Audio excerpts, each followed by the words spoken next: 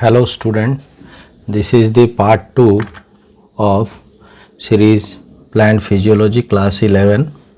Today we will discuss the phenomenon that is osmosis. So the question arises, what do you mean by osmosis? So this is derived from the term osmo means the water. So we can discuss what is the definition of osmosis. So osmosis can be defined as the movement of water or solvent from where to where? From its means this water concentration, from its higher concentration towards its lower concentration, then how it moves? Through a semi permeable membrane.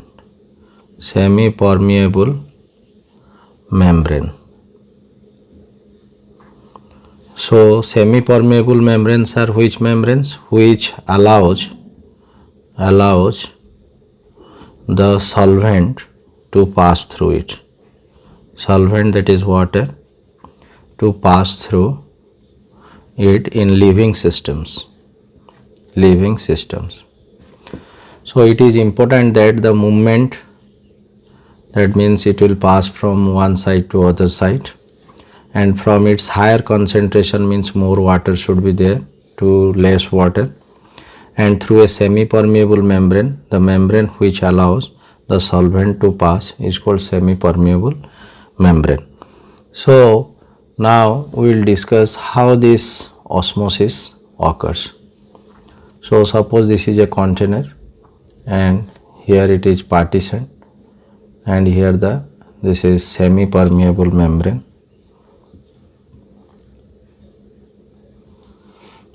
is there, or biomembrane, and here two solutions are there.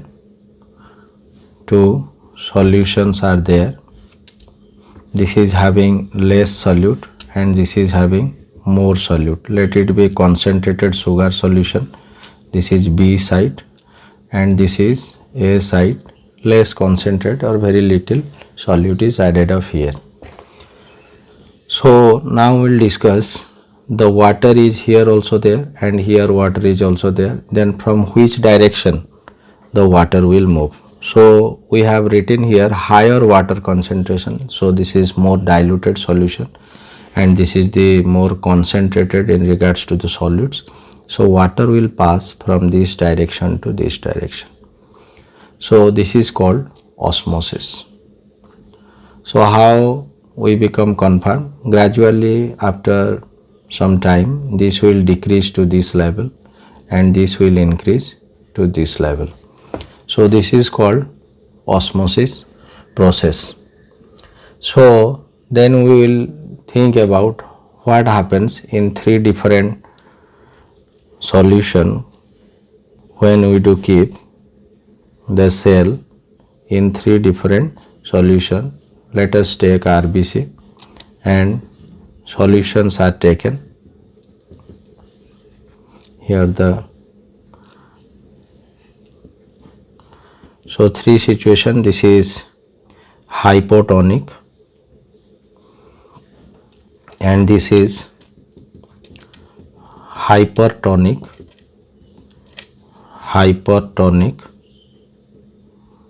solution, and this is isotonic solution is taken. So what will happen? So in hypo means less of solute and more of water is there.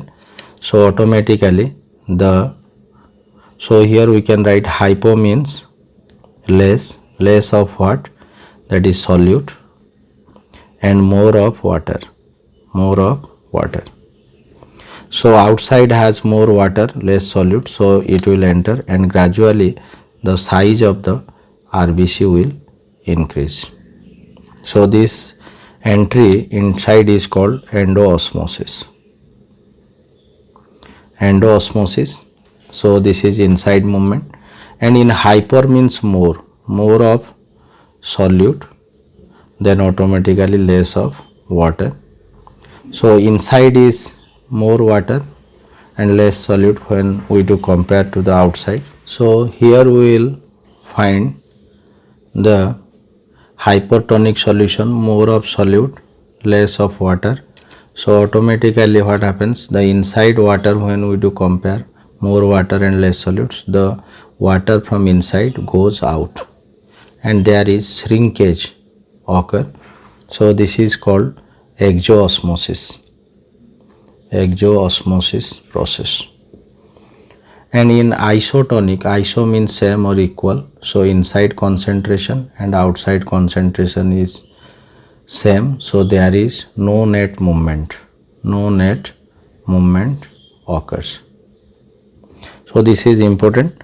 So this is here the case of what, endoosmosis, this is the exoosmosis, and here no net change occurs.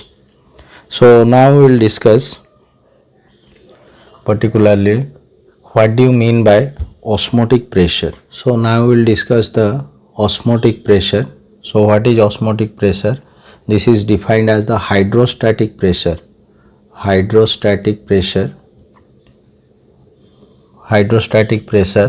necessary to prevent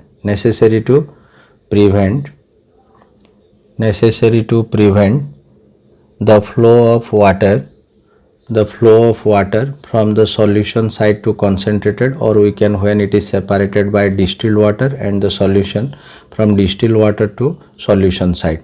So think about that, here the osmosis occurs. So when here we do add a frictionless piston and add some weight or force here to stop the process of osmosis. So this is called the osmotic pressure, the pressure in which the osmosis is occurring. We have to check it and we have to add in opposite side or the side to which the water is rushing. So this is the hydrostatic pressure to prevent the flow of water from the more diluted to the concentrated side of the solute respectively. So in this way, so this is called the osmotic pressure. And when we do add more weight than the osmotic pressure, there will be reverse movements occur, that is called reverse osmosis. So this is the process. Why reverse? Because when we add more pressure than the osmotic pressure in the solution side, then forcefully the water again goes back why, due to this additional pressure. This is called reverse osmosis. So we can write the osmotic pressure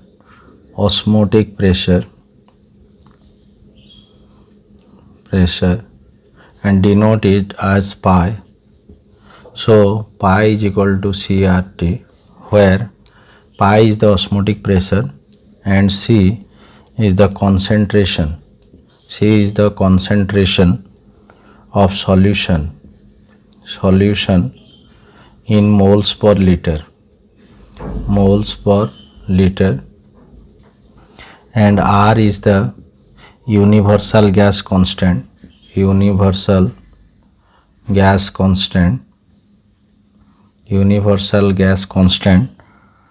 that is liter, bar, mole inverse and Kelvin inverse, and T is the absolute temperature. So it is very important that this osmotic pressure increases when the concentration of particularly the solution increases. So what we have already discussed, when this is separated by this and we have this thing, this is A side, B side, so this is the solution side and let it be the distilled water. So when we do add more and more solute in this side, the water movement will be more faster or more pressure is exerted on the this side and more flow will be there. And temperature, because when temperature increases, the solvent allows more solute to get accumulate inside it. So when the solute more accumulation occurs, and it is directly proportional with the temperature, because you know that when we heat the sugar solution and add more and more sugar, it will accumulate it, but in cold condition it cannot. So this confirms that more the solute, here what happens, there is more entry of water from the this distilled water side. So the temperature which directly affects the, that is osmotic pressure, because it accumulate more solute inside the solvent and more high rate of movement of water will be there. And so for that, here directly correlated with the temperatures. So we can also discuss the factors affecting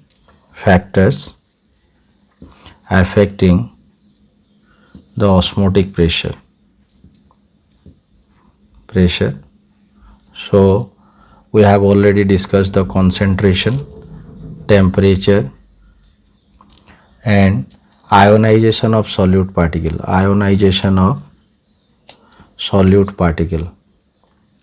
So this is very important. Here ionization means, suppose we add here the sugar and here add the same amount of sodium chloride and here the glucose. So from this it is clear that this will ionize, and the separate ions imparts more correlation with the osmotic pressure. So ionization of solute particle is also important. And then is hydration of solute particles. This is the meaning, is that hydration means water loving, how much the hydrophilic characteristics of that particular solute.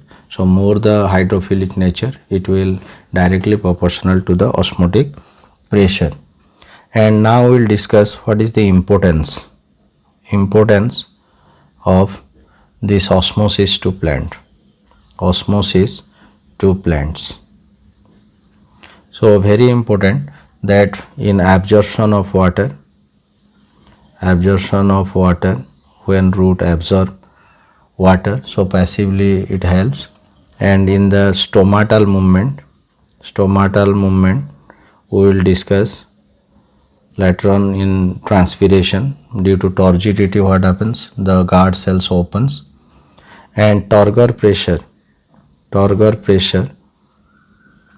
is very important, provides mechanical strength. We know that when the water scarcity occurs, there is wilting occurs, and so for that the turgor pressure plays very vital role in mechanical strength. And particularly movement in plants, you know that after entry of water, that is in case of Mimosa pudica plant, touch-me-not plants, the leaflets closes.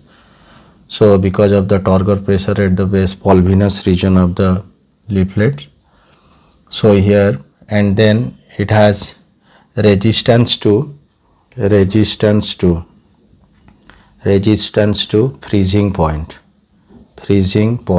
So this is very important, resistance to freezing point, because you know that in colligative property, when you add more solute, so it requires very less temperature to freeze. So particularly in polar region, what happens, those organisms which are staying, their body concentration osmolalite very high, that they cannot freeze in normal 0 degree, so they can withstand the freezing temperature. So this is freezing temperature. And next one is, that is helps in ascent of sap,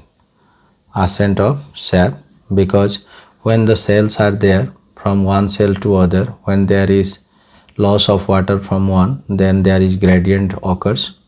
So the osmotic gradients also, so by which the water movement will occur. So these are the significant roles of osmosis in plants. So this is all about, and next class we will discuss about the water potential.